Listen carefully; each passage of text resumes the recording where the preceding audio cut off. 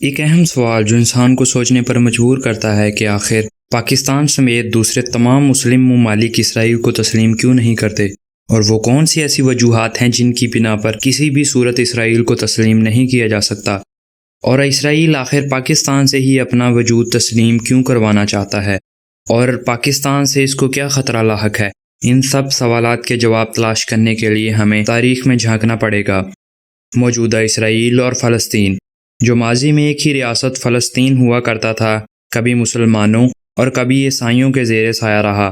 اس پر کبھی مسلمان حکومت کرتے تو کبھی عیسائی قابض ہو جاتے، اور حضرت عمر فاروق رضی اللہ تعالیٰ عنہ کے دور خلافت میں جب فلسطین فتح کیا گیا تو مسلمانوں کی دوبارہ یہاں حکومت قائم ہوئی، اور حضرت عمر فاروق رضی اللہ تعالیٰ عنہ یہاں تشریف لائے اور مسجد اقصیٰ کی چابیاں طلب کیں، تو عیسائیوں نے مطالبہ کیا کہ اس صورت میں چابیاں آپ کے حوالے کی جائیں گی کہ ایک عہد طے پائے جس کے مطابق فلسطین میں یہودیوں کا داخلہ ممنوع ہوگا، اور کسی بھی صورت انہیں ادھر آنے اور آباد کاری کرنے کی اجازت نہ دی جائے گی۔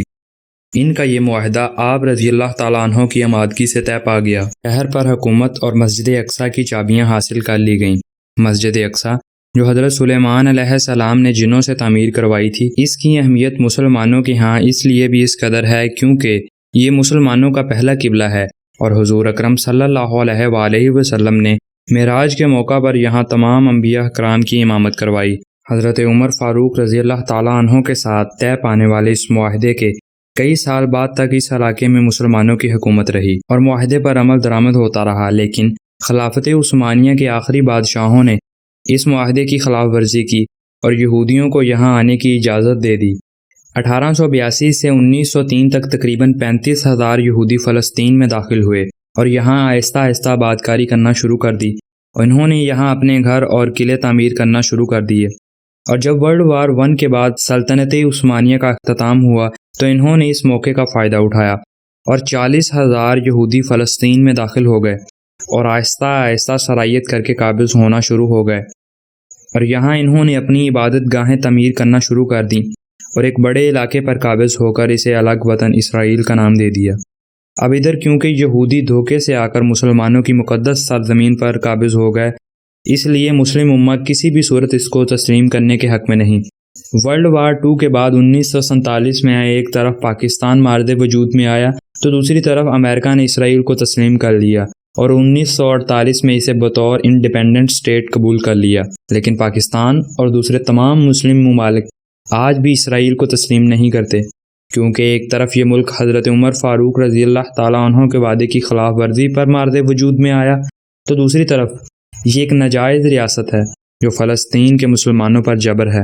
دنیا میں صرف پاکستان اور اسرائیل دو ایسی ریاستیں ہیں جو نظریات کی بنیاد پر وجود میں آئیں، پاکستان اسلام کے نظریے پر جبکہ اسرائیل یہودیت کے نظریے کی بنا پر وجود میں آیا۔ یہ دونوں نظریات ایک دوسرے کے الٹ ہیں، اسی وجہ سے شروع سے ہی ان کا آپس میں ٹکراؤ رہا ہے۔ قیام پاکستان کے وقت سے ہی اس بات کا اعلان کر دیا گیا تھا کہ پاکستان کبھی اسرائیل کو تسلیم نہیں کرے گا۔ یہ الفاظ کسی اور کے نہیں بلکہ بانی پاکستان حضرت قائد اعظم محمد علی جناح کے ہیں۔ قیام پاکستان کے دن سے ہی اسرائیل پاکستان کو تسلیم نہیں کرنا چاہتا۔ قیام پاکستان کے دن سے ہی اسرائیل کو پاکستان سے خطرہ لاحق ہے۔ اسی وجہ سے پاکستان کے پہلے وزیر اعظم لیاقت علی خان کو بڑی رقم بطور امداد پیش کرنے کا لالچ دیا گیا، جو اس وقت کروڑوں کی مالیت کی تھی۔ شرط صرف ایک رکھی گئی کہ وہ صرف ایک بار اپنی زبان سے اسرائیل کو تسلیم کرنے کا اعلان کر دیں، لیکن لیاقت علی خان نے بڑی سختی سے یہ بات واضح کر دی تھی کہ ایسا ہونا کسی صورت بھی ممکن نہیں۔ پاکستان کبھی اسرائیل کو تسلیم نہیں کرے گا۔ اب سوال یہ پیدا ہوتا ہے کہ آخر اسرائیل پوری دنیا کو چھوڑ کر پاکستان سے ہی خود کو تسلیم کیوں کروانا چاہتا ہے؟ آخر اس وقت ایک غریب اور بے حال اور لٹے پٹے ملک سے اسرائیل کو کیا خطرہ ہو سکتا تھا؟ اس وقت نہ تو پاکستان کے پاس جدید ہتھیار موجود تھے اور نہ ہی پاکستان ایٹمی قوت تھا۔ عرب ممالک اس وقت تیل کے خزانوں سے مالا مال تھے اور اسرائیل کو ٹکر دینے کی سخت میں بھی تھے، لیکن اسرائیل کے وزیر اعظم نے اپنے ایک انٹرویو میں کہا تھا کہ عرب ممالک سے ہمیں کوئی خطرہ نہیں، ہمیں خطرہ ہے تو صرف پاکستان سے۔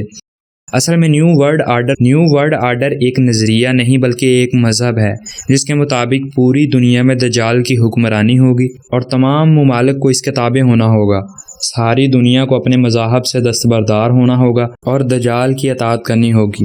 اور مسلمان اس لیے بھی اسرائیل کو تسلیم نہیں کرتے کیونکہ ہمارے پیارے نبی حضرت محمد صلی اللہ علیہ وآلہ وسلم کی حدیث کے مطابق دجال سے مسلمانوں کی آخری جنگ ہوگی۔ اس جنگ میں وہ فوجیں جائیں گی جو مشرق میں ہندوستان کو فتح کر چکی ہوں گی۔ یہاں سے یہ فوجیں حضرت عیسیٰ کی مدد کے لیے روانہ ہوں گی، اور اب مشرق میں اسلام کے نام پر قائم ہونے والا ملک پاکستان ہے جو اس وقت جدید ایٹمی ہتھیاروں سے لیس ہے۔ بے شک یہاں سے ہی فوجیں دجال کے خلاف نکلیں گی۔ آج پاکستان کے خلاف جو بھی سازشیں کی جا رہی ہیں سب اسی کی وجہ سے ہیں۔ اگر پاکستان آج اسرائیل کو تسلیم کر لیتا ہے تو پاکستان کے خلاف اٹھنے والی تمام آوازیں بند ہو جائیں گی۔ اس سے یہ ثابت ہوتا ہے کہ ہر سازش کے پیچھے اسرائیل ہے، اور پاکستان ہی وہ واحد ملک ہے جو اقوام متحدہ میں اسرائیل کے خلاف بیان دیتا ہے اور اسے آنکھیں دکھاتا ہے، اور انشاءاللہ پاکستان ہمیشہ اپنے موقف پر ڈٹا رہے گا۔